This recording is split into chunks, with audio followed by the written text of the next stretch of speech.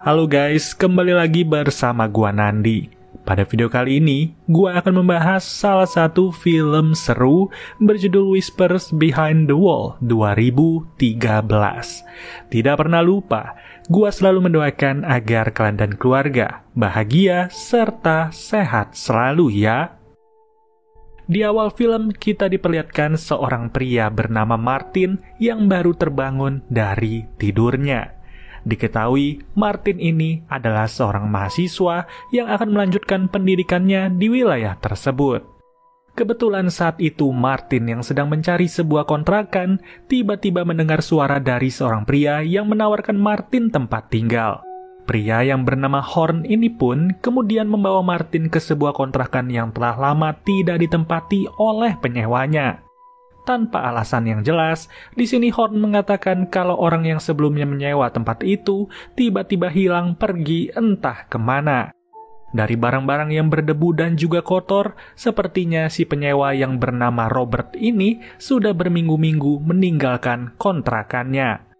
Meski begitu, Martin tetap akan menyewa tempat itu. Ketika Horn sedang menghubungi si pemilik kontrakan, Martin yang melihat stetoskop menggantung di gagang pintu sedikit heran karena bisa-bisanya alat itu ada di sana. Sesaat kemudian, Horn menghampiri Martin dan menyuruh Martin untuk membuka kacamata dan kemeja yang ia gunakan. Semua yang diperintahkan oleh Horn tidak lain adalah permintaan si pemilik kontrakan yang bernama Simon. Ternyata sebelum Martin ingin menyewa tempat itu, Simon ingin terlebih dahulu melihat perawakan Martin. Setelah mengirimkan foto Martin kepada Simon, tanpa diduga Simon langsung mengabari Horn kalau ia mengizinkan Martin untuk tinggal di sana. Keesokan harinya, Martin terlambat bergegas pergi ke universitas menggunakan sebuah kereta. Tampaknya di hari itu Martin begitu lesu sebab dirinya sudah bosan dengan kehidupannya yang sangat membosankan. Ketika pulang, Martin mendapati sebuah surat yang berisi peraturan dan penjelasan yang harus ditandatangani Martin jika Martin ingin tinggal di tempat itu. Tanpa membaca isi dari surat tersebut, Martin langsung menandatanganinya. Setelah seharian penuh berkeringat, Martin pun membersihkan dirinya sebelum ia tidur. Akan tetapi, di saat Martin ingin mengeringkan badannya, seketika ia melihat kalau bak mandi yang akan ia gunakan sangatlah kotor dan juga mampet. Merasa risih dengan barang Robert yang berantakan, Martin pun mencoba untuk membereskannya. Disitulah Martin tidak sengaja mendapati kalau di balik sebuah lemari terdapat lorong yang buntu dan menuju ke ruangan lain. Tanpa memperdulikan hal itu, Martin pun kemudian mencoba mengecek keadaan di luar, dan ia melihat seorang pria yang sedang bermain piano. Di belakang pria itu, tampak seorang wanita yang sepertinya hendak memukul pria tersebut. Tapi untungnya itu semua hanyalah candaan dari si wanita. Ketika Martin sedang belajar, ia tidak sengaja menemukan nomor telepon yang tertulis di mejanya. Penasaran dengan hal itu, Martin pun kemudian menghubungi nomor telepon tersebut yang tersambung pada seorang wanita tua yang tinggal tepat bersebelahan dengan pianis yang sebelumnya Martin lihat. Sesaat kemudian, Martin yang kini penasaran dengan lorong yang ia temukan tadi, mencoba untuk memeriksa lukisan yang ada di lorong itu.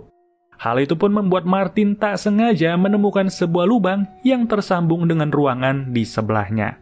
Disitulah Martin yang teringat dengan stetoskop yang sebelumnya ia temukan langsung mencobanya.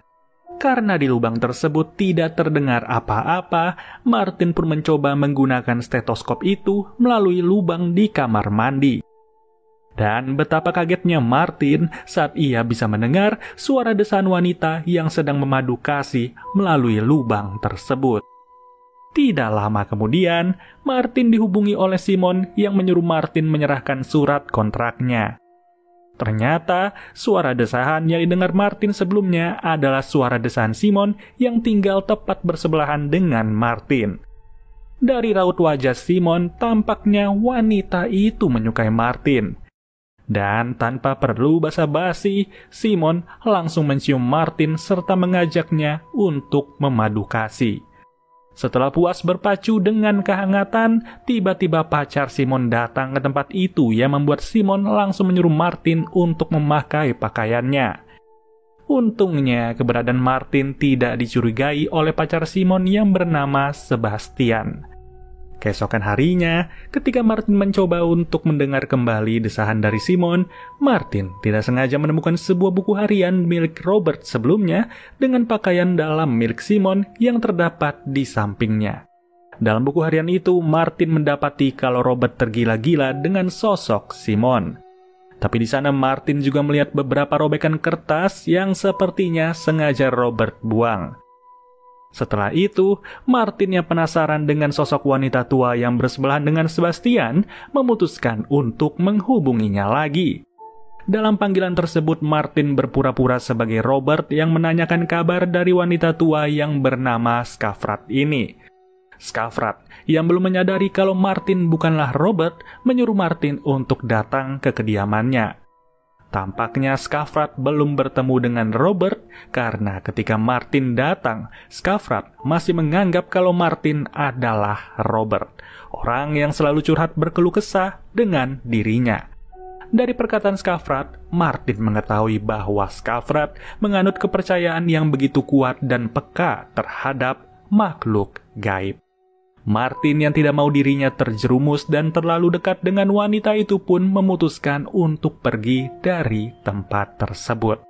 Ketika Martin baru saja memasuki lift, Martin dikagetkan dengan kemunculan Sebastian yang tampak menakutkan bagi Martin. Karena kita bisa lihat dari cincin gigi manusia yang dipakai oleh Sebastian, sepertinya Sebastian bukanlah orang sembarangan.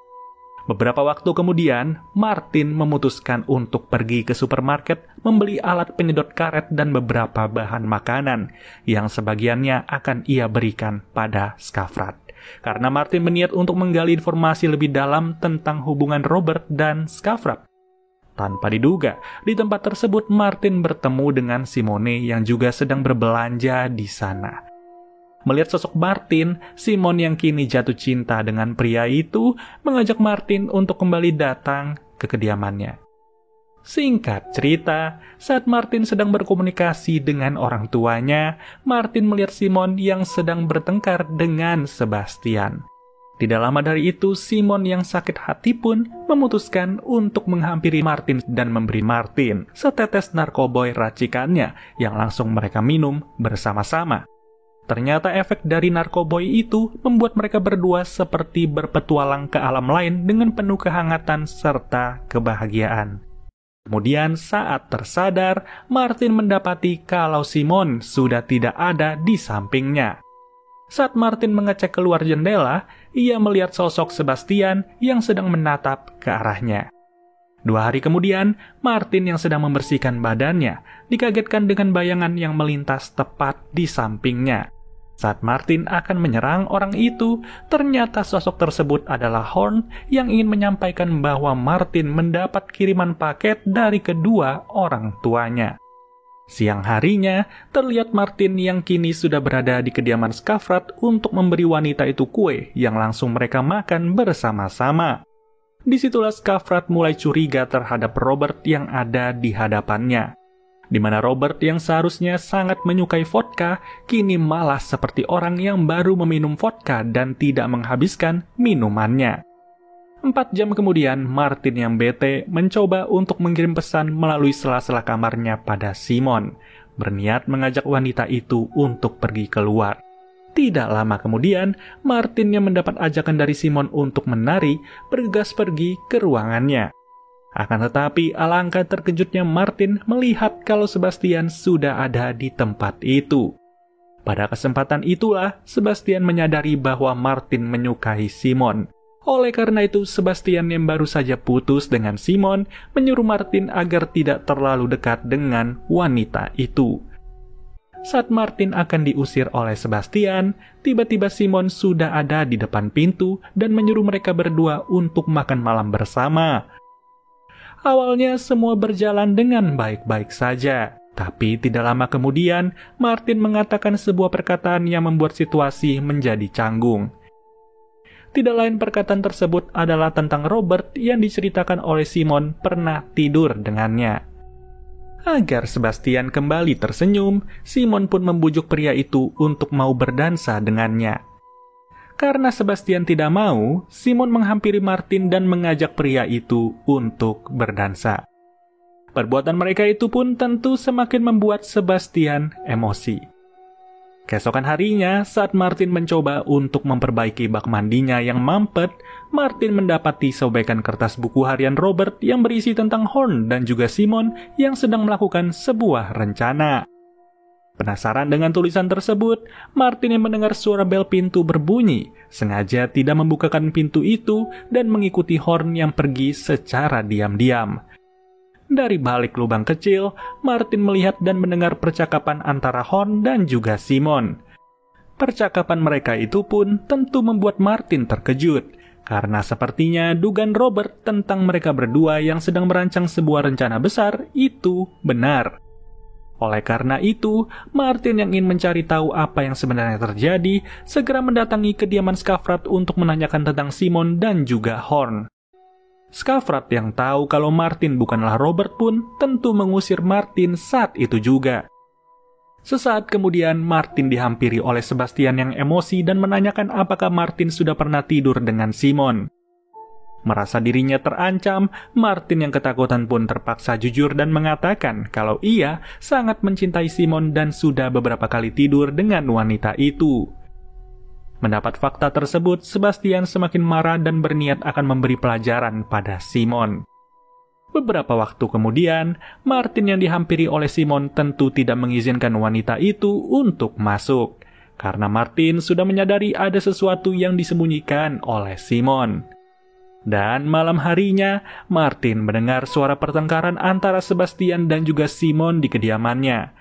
Saking hebatnya pertengkaran mereka, Martin tidak perlu mendengarkannya menggunakan stetoskop. Tidak lama setelah pertengkaran hebat tersebut, Martin melihat kalau Horn dibawa dan diangkut ke dalam mobil ambulans. Sepertinya pertengkaran itu bukanlah diakibatkan oleh Sebastian, melainkan diakibatkan oleh Horn dan juga Simon. 2 hari kemudian, Martin yang sedang membaca buku harian Robert seketika membukakan pintu kamarnya ketika mendengar suara bel yang berbunyi. Tak disangka, ternyata yang datang adalah penghuni kontrakan sebelumnya yang tidak lain adalah Robert. Dari perkataan mereka, kita bisa tahu kalau Robert meninggalkan tempat itu karena Robert pergi ke India untuk bermeditasi. Ketika Robert sedang mengumpulkan beberapa barang pribadinya, Robert mengetahui kalau selama ini Martin membaca buku hariannya, yang membuat Robert langsung memukul Martin saat itu juga. Suatu hari, Martin yang dihubungi oleh ayahnya tampak heran melihat kediaman Sebastian yang seperti tidak berpenghuni. Ditambah lagi suara kebisingan dari kamar Simon yang membuat Martin terganggu. Penasaran dengan apa yang dilakukan oleh Simon, Martin pun pergi dan memeriksa kediaman Simon. Di dalam sebuah ruangannya, Martin melihat kalau Simon baru saja membuat sebuah kotak besar dari tanah dan juga aspal, yang disebut Simon sebagai karya seni terbaiknya. Melihat karya Simon yang begitu aneh, Martin tampak heran dan sempat berpikir apa istimewanya dari sebuah kotak hitam yang dibuat oleh Simon. Beberapa minggu kemudian, Martin yang melihat seekor lalat masuk ke ruangannya Simon di balik kamarnya, tentu penasaran dengan apa yang ada di ruangan tersebut. Oleh karena itu, Martin mencoba mengintipnya dari balik jendela. Sayangnya, perbuatan Martin itu malah menyebabkan sesuatu terjadi kepada jendelanya. Karena sudah tanggung, Martin membulatkan tekadnya untuk masuk ke ruangan yang berada di sebelah kamarnya. Secara mengejutkan, di dalam ruangan itu, Martin melihat kalau kotak hitam yang sebelumnya dibuat oleh Simon dikerubuni lalat dan berbau tidak enak. Hal itu pun tentu membuat Martin semakin penasaran ingin tahu apa isi di dalam kotak tersebut. Mengejutkannya, ternyata baru beberapa saat Martin menghancurkan kotak itu, Martin mendapati gigi dari cincin yang sering dipakai oleh Sebastian. Artinya, yang terkurung dan berada di dalam kotak tersebut adalah Sebastian yang sudah dihabisi oleh Simon. Ternyata dugaan Martin sebelumnya tentang pertengkaran Sebastian dan Simon itu benar. Sementara Horn sendiri bisa dibawa ke rumah sakit.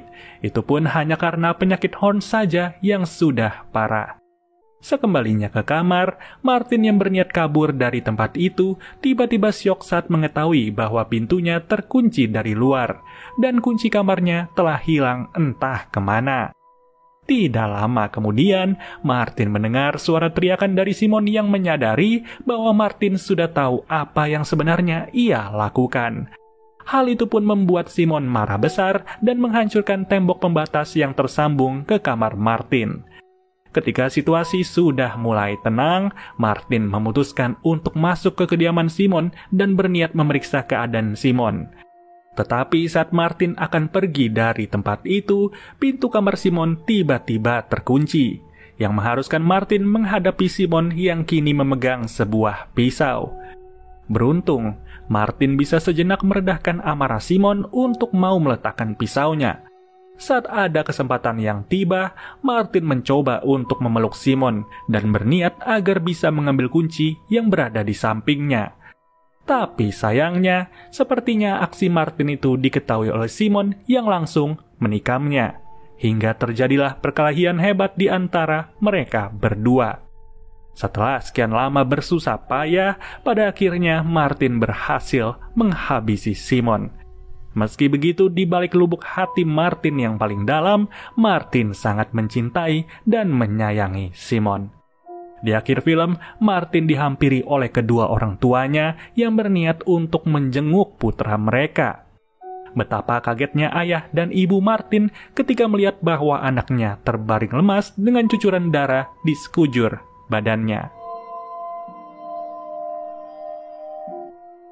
Terima kasih ya teman-teman yang telah menonton video ini sampai habis. Semoga video ini bisa menghibur dan membuat kalian tetap waspada untuk tidak menyewa tempat sembarangan. Apalagi buat teman-teman yang sedang mencari kamar kos ataupun kontrakan. Ya sudah, gua Nandi cabut dulu dan kita bertemu lagi di video berikutnya. Dadah!